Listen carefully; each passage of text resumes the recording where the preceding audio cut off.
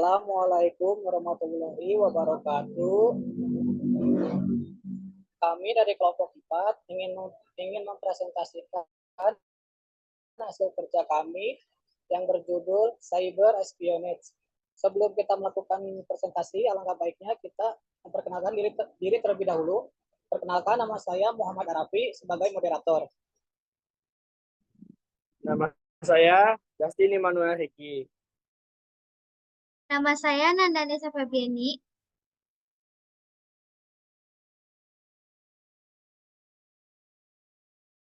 Nama saya Rangga Reza Hidayana.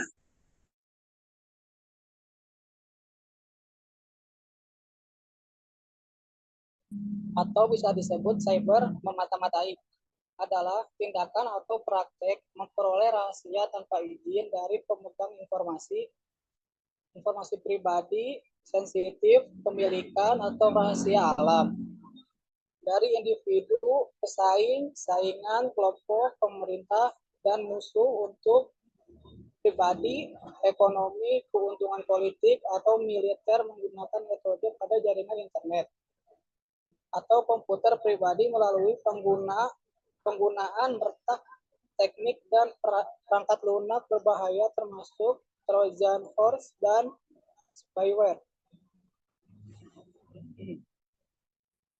Cyber espionage merupakan salah satu tindakan pidana cybercrime yang menggunakan jaringan internet untuk melakukan kegiatan mata-mata terhadap pihak lain dengan memasukkan jaringan komputer network sistem pihak sasaran. Kejahatan ini biasanya ditunjukkan terhadap saingan bisnis yang dokumen atau data-data pentingnya tersimpan dalam satu sistem yang computerized.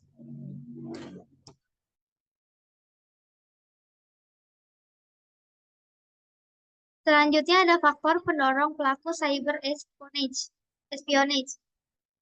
Adapun faktor pendorong penyebab terjadi cyber espionage adalah sebagai berikut. Yang pertama ada faktor politik. Faktor ini biasanya dilakukan oleh oknum-oknum tertentu untuk mencari informasi tentang lawan. Yang kedua ada faktor ekonomi. Karena latar belakang ekonomi, orang biasanya melakukan apa saja. Apalagi dengan kecanggihan dunia cyber kejahatan, semakin mudah dilakukan dengan keahlian bidang komputer saja.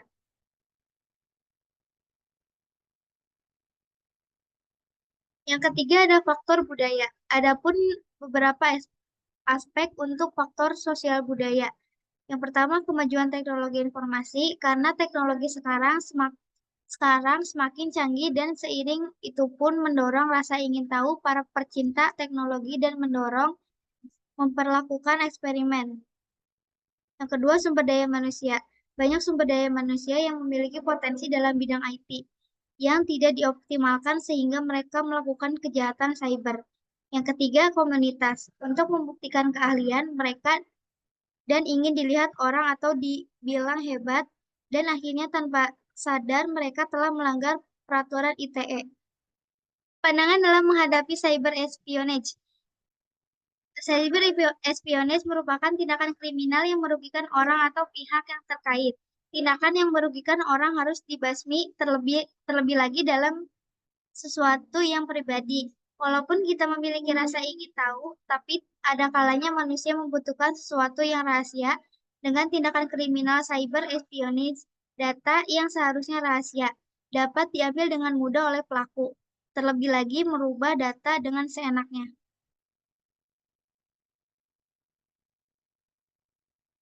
Lalu ada hukum dan pasar pengaturan cyber espionage.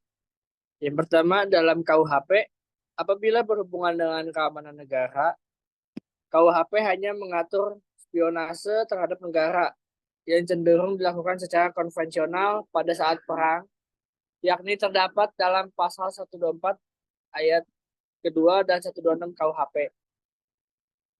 Pasal 124 ayat 2 dirumuskan bahwa diancam dengan pidana penjara seumur hidup atau selama kurun waktu tertentu paling lama 20 tahun. Jika pembuat ke-1 memberitahukan atau menyerahkan kepada musuh peta rencana, gambar, atau penulisan mengenai bangunan-bangunan tentara. Kedua, menjadi mata-mata musuh atau memberi pondokan kepadanya.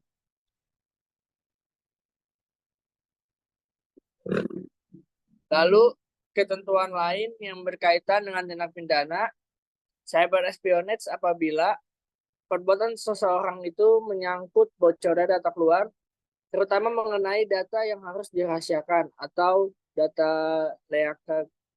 LKG.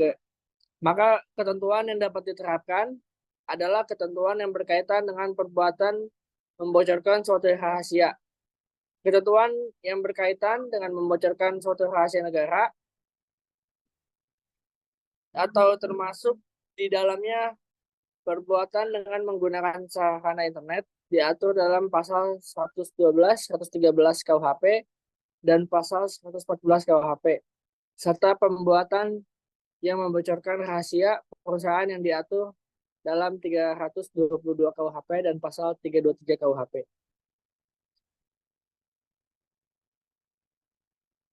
Lalu ada di luar KUHP.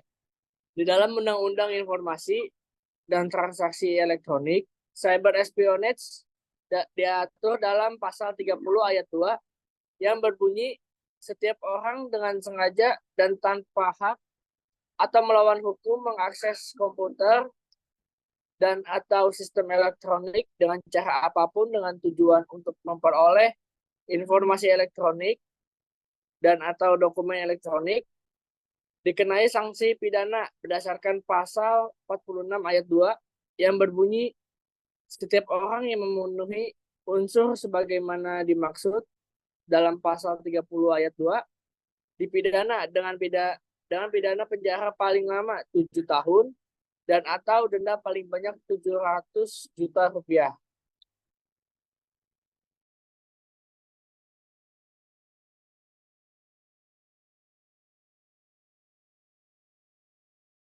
Selanjutnya adalah kasus cyber espionage. Yang pertama adalah operasi Shady Rat. Nah, perusahaan keamanan komputer McAfee Inc. menerbitkan sebuah laporan 14 halaman merinci operasi hacker terbesar digali sampai saat ini dijuluki dengan operasi Shady Rat. Atau Rat itu singkatan dari Remote Access Tool. Itu adalah sebuah program yang memungkinkan pengguna untuk mengakses jaringan jauh oleh Dmitry Operovich, wakil presiden McAfee.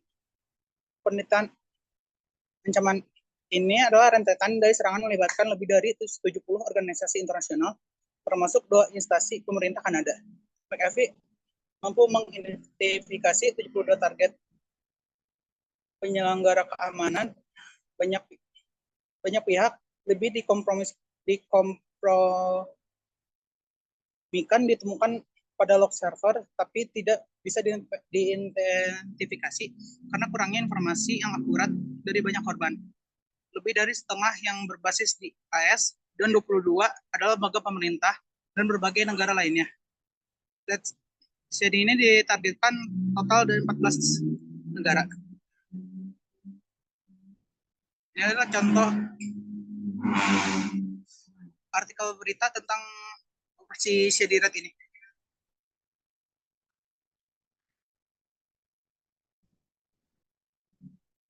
Yang kedua adalah Lovebug. Nah, Lovebug ini adalah Lovebug ini terjadi di bulan Mei tahun 2000. Ini bug ini disebarkan melalui email dengan nama I love you oleh Fox. Nah, itu sudah menginfeksi dan merupakan lebih dari 50 juta komputer dan jaringan pada 4 Mei tahun 2000. Tersebut juga menyerang komputer-komputer milik Pentagon, CIA, dan organisasi besar lainnya. Dan yang menyebabkan kerugian berjuta-juta dolar. Akhirnya dari akibat kerusakan ini.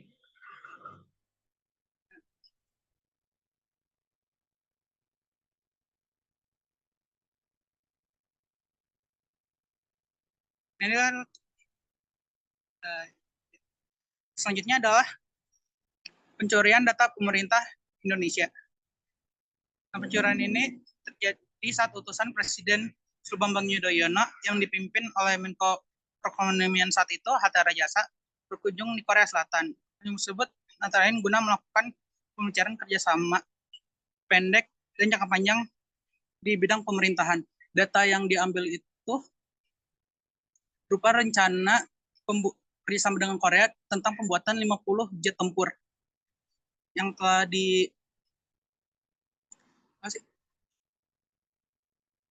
dikonfirmasi oleh DPR pada saat itu. Selanjutnya adalah langkah-langkah pencegahan dari cyber espionage ini. Pertama itu dibuatnya IDCERT atau Indonesian Computer Emergency Response Teams. Yang kedua itu sertifikasi perangkat security. Selanjutnya adalah ganti password dengan rutin.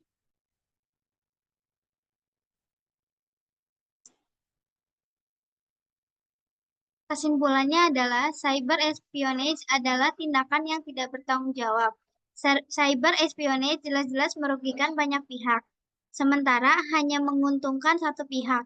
Cyber espionage pun tak ingin praktis oleh semua orang. Jadi demikian demi masa depan yang baik adalah seharusnya cyber espionage berkurang atau ditiadakan sama sekali.